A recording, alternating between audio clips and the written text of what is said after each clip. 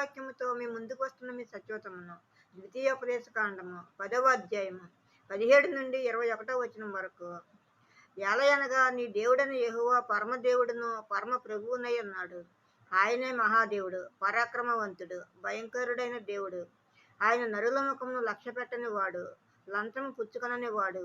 ఆయన తల్లిదండ్రులు లేని వారికి విధవరాలికి న్యాయము తీర్చి పరదేశియందు దయించి అన్నవస్త్రములను అనుగ్రహించువాడు. మీరు ఐగుప్తు దేశంలో పరదేశులై ఉంటిరి కనుక పరదేశిని జాలి తలచుడి. నీ దేవుడైన యెహోవాకు భయపడి ఆయనను సేవించి ఆయనను హత్తుకొని ఆయన నామమున ప్రమాణం చేయవలను. ఆయనే నీకు కీర్తనీయుడు. నీవు కన్నులారా చూస్తుండగా భీకరమైన గొప్ప కార్యములను నీ కొరకు చేసిన నీ దేవుడు ఆయనే. ఆమేన్. మరో దేవుని వాక్యంతో రేపు మీ ముందు ఉంటాను. అందరికీ శుభరాత్రి. మన ప్రభువును ప్రియరక్షకుడైన యేసుక్రీస్తు కృప, కాపుదల, రక్షణ, ఆశీర్వాదము మనందరికీ ఇప్పుడు